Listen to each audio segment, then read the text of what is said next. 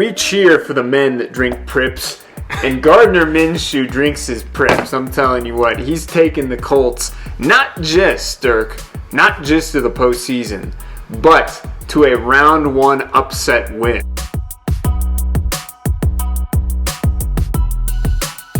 All right, we're back in studio again in BFSN Studios after our, Week 18 rant about the NFL. We're going to talk about NFL picks for the ones that actually matter and really the only matchups that are fun to watch this week. You're going to have a bunch of garbage time. In most of your fantasy football playoffs are done and its season's over, but not in ours. We play all the way through Week 18 and God, that's going to make for a wild championship game where you have so many quarterbacks that are out this week. If you're starting Jalen Hurts or if you're starting Mahomes or something like that, good luck winning your fantasy playoffs in our league at least. So it's time to roll the dice on Stidham, baby. Oh, man. Yeah, or Easton Or it could Stick. make it even more fun. But I think I used to wear Easton Stick in junior high school. That was like a pretty good deodorant back in the day. Okay. All right, so we got some games for us, starting with the ones that are still, have playoff implications that do matter, that you will see starters play. We're going to start with the Texans, Colts. It's going to be for AFC South, championship, I guess, whatever you want to call it, but it's for playoff contention. Mike, who do you have in this game? Here at Buford Sports Network, we cheer for the underdogs, we cheer for the feel-good stories, and we cheer for the men that drink Prips. And Gardner Minshew drinks his Prips. I'm telling you what, he's taking the Colts, not just, Dirk, not just to the postseason, but to a round one upset win. Minshew gets the Colts to the divisional round. I can't tell if Minshew sounds more like a sneeze or if it sounds more like some type of dinner party nut that's in the assortment, right? Yeah. But or is it a mint? So you're taking Colts over Texans in this one. I'm taking the Colts over the Texans. I think you got to go that way. I agree. Colts have been surprisingly good this year. I mean, I thought that they took a terrible first round pick. I always thought that Richardson was going to have durability issues from the way he plays and the way he played the first 2 weeks in the NFL. But hey, look, the Cougs are coming out over in Indianapolis with Minshew playing at a very, very high level and really having a pretty good performance. It shows the depth of Indianapolis and how good that team was, even without Anthony Richardson around. So I do think that you're going to see Gardner Minshew put up 250, probably 2 touchdowns and maybe an interception with Pittman carrying the way after hopefully he sees straight this week after that epic hit that was put on him in that Steelers game a few weeks back. But we're going to take the Colts over the Texans and wrapping up the AFC South with that win as well. All right, Mike. Next game we have, the game of the week. Dolphins, Bills. Aha! Now here we're talking, Dirk. If Buffalo goes down to Miami and takes down the Dolphins, oof.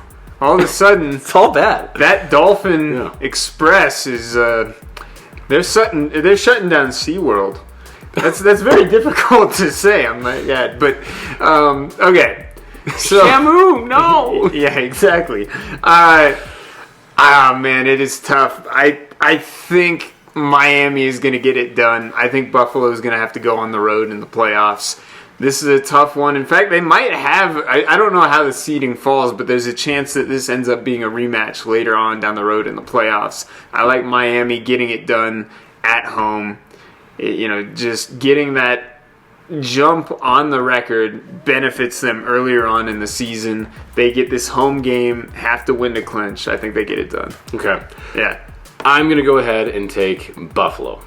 And the reason I'm going to take Buffalo is because when their backs have been against the wall, they have come and risen to the occasion every single time by drinking their Prips pregame and drinking their postgame Prips as well. Oh, you're saying it's in their locker room too? No, absolutely. It's in both locker rooms. Prips is everywhere. Well, I'll tell you this much. Going back to Gardner Minshew, his breakfast is sawdust with the big Prip smoothie. That's why he revs up the power tools, eats that sawdust, and that's how he gets that mustache, baby. Okay, so, all right, so with Buffalo, the reason I'm taking Buffalo here is that they still do have things to play for, because there is a situation where even though they have like a 91% chance of making the playoffs, even without, just at this point, if they do lose, depending upon other games, and who knows this week with as many backups as there is, there's a chance that Buffalo doesn't make the playoffs. They know that. They have to play at a high level. They have to win this. They have to do this and ensure. And they're playing very, very well. Ever since the change of the offensive coordinator, it looks like the running game is revitalized. Hey, playoff Fournette, we don't need you. James Cook is leading the charge. I think James Cook has a great game here. Now, the question is going to really become, who's the fault of the epic meltdown of the Dolphins? Is it going to rest on the shoulders of, Tyreek Hill not being around and injured? Is it Tua? I mean, where's that going to be if Buffalo does win this and then you see Miami carry on its, decrepit ways into the first week of the playoffs? In fairness, I will say the Dolphins are in the exact same situation. If Miami loses this game, their season's over. They're not going anywhere in the playoffs. You don't know that. Lose this game. Well, maybe they're going to take it off too. They fall from the 2 seed to like the 6 or the 7 seed. Well, even last week they were still playing for potentially the number 1 seed. They were. They got their asses kicked by a good team. I don't know. It's an interesting one, and obviously Tyreek's status makes a big difference in it too. All right, what else do we have? All right, next one. So this one we're bringing up only because of the officiating crew that will be officiating this game. It's Steelers at the Ravens. Okay, and the officiating crew that is here is the same one that messed up the PI call on Monday night over at the Chiefs game about 4 weeks ago. It's the same one that was in Detroit where, hey, guess what? 2 guys check in and 1 guy, I guess, isn't checked out, and the Lions lose off of a illegal touching play in the final minutes on a 2-point conversion. Do the refs have a factor in this game, Mike? And well, what does the NFL do with this situation? What do you got in this game? I think I've got Pittsburgh. I don't even know is it still Trubisky? Mason Rudolph. It's Mason Rudolph. That's right. Yeah. So, Pittsburgh, I mean, Baltimore has nothing to play for in this game. You're just trying to get out of this game without injuries if you're the Ravens. That's fair. Pittsburgh, I mean, it's going to be a mess of a game, I'm sure. But I don't see what Baltimore has to play for whatsoever. You might as well roll out your practice squad for this game. So, go Steelers. Practice who? Yeah, so in this one, Mike, I got to go with the Steelers. They have everything to play for. Mason Rudolph is playing at a high level, and also that he has the crowd behind him. Mike Tomlin is the sneaky coach of the year. Well, now, if they make the playoffs, sneaky coach of the year. Statistics on this one. So if the Steelers win this one, they have a 60-40% chance of actually making it to the playoffs. We'll just pick this game. Final game that we have, just because of we always have the Toilet Bowl pick? Is that what we're calling it? So for the Toilet Bowl pick this week, we're taking the Broncos Raiders. Now, stop! That's not even close. That's horrible. Drink your Chris. Yeah. All right. So Broncos Raiders. Now, I'll tell you, the worst game I've ever seen. At Invesco was in December about 10 years ago when Jamarcus Russell beat the Broncos when he had that horrible season. 2009 in December. And ever since then, it's been like the Raiders curse where the Raiders always beat the Broncos in December. Now, I know it's January. We're just going to call it December because, the extension of the weeks and whatever. Who cares? But I'm going to take the Raiders in this one. Stidham throws 4 interceptions. Wow, 4. I probably am going to agree with you on the Raiders. Neither of these teams have anything to pray. This could be anything, Derek. I have no idea what either of these teams are doing anymore. We don't know who the Raiders coach is going to be next year. We don't know who the Broncos quarterback is going to be. In fact, we've heard reports that the Broncos might stick with Russell Wilson after all. What is going on in the... what are we doing? What are we doing? We're both going, you're Raiders! Stop it.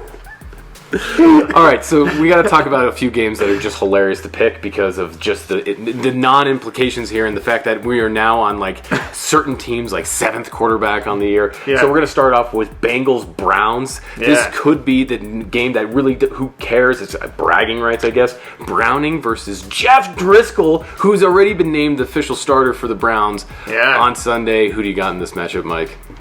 I probably going to go with... Cleveland's somehow just going to win this game. I don't understand even how, because they're locked into their playoff seed, right? They don't really have much to play for either. Honestly, if I'm the Browns, I promote everybody off the practice squad, and I'm going with that. And that's it. I mean, why would you mess anything up? At this point, you don't want your defense on the field. That's a Super Bowl defense right there. I'm going to take the Bengals just surely out of the Browns just don't care. They already have 11 wins. Like, this is the most that I've seen since I can remember as a Browns fan. Ohio State was, like, crying about being shut out of the playoff. Maybe you could call them up and have them play the Bengals. Ohio State had no business in the playoff. The Battle of Cincinnati. The backup Bengals versus the Ohio State team. Okay. Yeah. All right, some other teams that just have hilarious implications this week. All right, in this one is Chiefs-Chargers. Mike, who do you got in this one? Because you got Easton Stick, Blaine Gabbert. Yeah, I woke up, I rubbed under my picks with some Easton Stick, and I came out ready to win. Oh, my God. I guess I'm going to go with the Chiefs. The Chargers are just an absolute mess. How do you even pick these teams? Who is playing in the games? I guess there are guys who probably have contract incentives and they're trying to stat pad so that they get to like a certain, if you had your bonus after X amount of yards, maybe you will see like a 250-yard day out of, some random running back or something like I don't know. Well, could be anything. All right, I'm taking Blaine Gabbert and the Chiefs in this one. Yeah. Helping them out.